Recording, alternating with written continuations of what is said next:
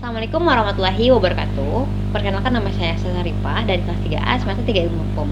Di sini saya akan mereview mata kuliah hukum pidana lanjutan dengan dosen Ibu Profesor Dr. Haji Nureni SMH beserta asisten dosen Bapak Dr. Rendi Aridayandi SMH. Pada kesempatan ini saya akan mereview jurnal hukum pidana lanjutan pada pertemuan ke-9 dengan judul Penerapan Hukum Terhadap Perbuatan Dokter dalam Menjalankan Aborsi yang Melawan Hukum ditinjau dari hukum positif yang ada, baik menurut KUHP maupun dalam Undang-Undang Kesehatan. Karangan Widiowati. Bila kita lihat lagi permasalahan yang ada dalam aborsi itu, di mana dokter menyangkal bahwa tindakannya itu benar karena takut pasiennya melakukan bunuh diri, lebih-lebih dengan alasan pasien tersebut terlihat stres berat. Maka dokter tersebut terpaksa melakukan tindakan aborsi semata-mata untuk menyelamatkan jiwa si ibu. Pada dasarnya, alasan dokter itu tidak dapat dibenarkan karena tindakan terpaksa guna menyelamatkan si ibu itu bukan seperti yang dikatakan dokter itu sendiri, tetapi ada tersendiri ketentuan-ketentuan yang menjadikan dasar bisanya tindakan medis itu untuk dilakukan, baik itu yang diatur dalam KUHP maupun dalam Undang-Undang Kesehatan tahun 1992. Tindakan pidana yang dilakukan oleh dokter dapat dijerat pasal 349 Kitab Undang-Undang Hukum Pidana dan pasal 15, pasal 80 ayat 1 Undang-Undang Kesehatan tahun 1992, Undang-Undang Republik Indonesia nomor 23 tahun 1992. Adapun unsur yang ada dalam masing-masing pasal di atas sebagai berikut.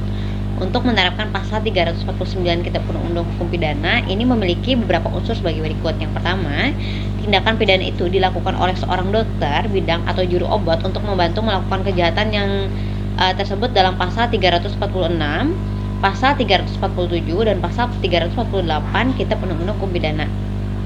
Bila dilihat dari profesi-profesi yang ada di atas, sebenarnya memang sangat mungkin tindakan pengguguran kandungan atau aborsi yang melawan hukum itu dilakukan.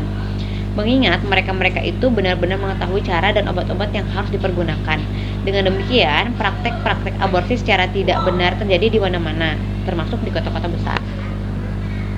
Yang kedua, adanya penambahan pidana sepertiga dari pidana yang ditentukan dan dapat dicabut hak untuk menjalankan pencarian dalam mana kejahatan itu dilakukan. Dalam hal ini diadakan penambahan pidana terhadap tindakan yang dilakukan dokter, bidan atau juru obat karena dianggap mereka yang seharusnya lebih mengetahui tentang tindakan aborsi yang dibenarkan dan tidak dibenarkan, justru melakukan tindakan aborsi yang dilarang atau yang tidak sesuai dengan ketentuan-ketentuan yang sudah ada. Selain itu, perlu juga diadakan pencabutan hak untuk menjalankan pencarian atau praktek karena dianggap mereka telah menyalahgunakan profesinya ke jalan yang tidak seharusnya dijalankan. Selanjutnya, dalam penerapan pasal 15 Undang-Undang Kesehatan tahun 1992 terdapat beberapa ketentuan tentang tindakan aborsi yang benar dan yang seharusnya menjadikan dasar untuk menjalankan aborsi. Yang pertama, adanya keadaan darurat sebagai upaya penyelamatan jiwa si ibu dan atau janinnya dapat dilakukan tindakan medis tertentu.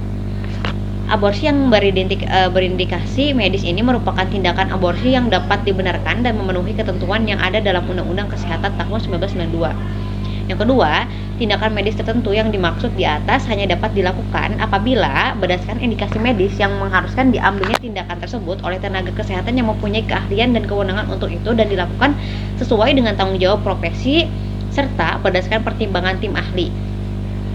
Selanjutnya, adanya persetujuan ibu hamil tersebut, suami atau keluarga. Selanjutnya, pada sarana kesehatan tertentu.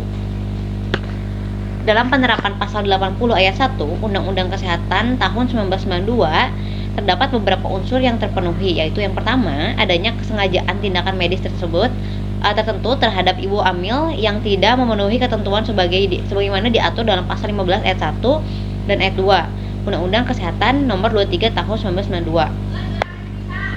Kesengajaan tindakan yang disengaja dilakukan oleh pihak-pihak tertentu atau seseorang dengan menyalahi ketentuan yang ada untuk memenuhi kepentingan pribadi. Yang kedua, adanya pidana penjara paling lama 15 tahun dan pidana denda paling banyak 500 juta. Dalam penerapan hukum, untuk bisanya menjerat tindakan yang dilakukan oleh dokter yang melakukan aborsi dan melawan hukum sehubungan dengan tindakan aborsi yang dilakukan terhadap kasus ini. Ada persamaan dan perbedaan yang mendasar antara pasal-pasal yang ada dalam Kitab Undang-Undang Hukum Pidana dan Undang-Undang Kesehatan. Sekian review mata kuliah Hukum Pidana pada minggu ini. Mohon maaf bila ada kesalahan. Wabillahi taufiq wal hidayah. Wassalamualaikum warahmatullahi wabarakatuh.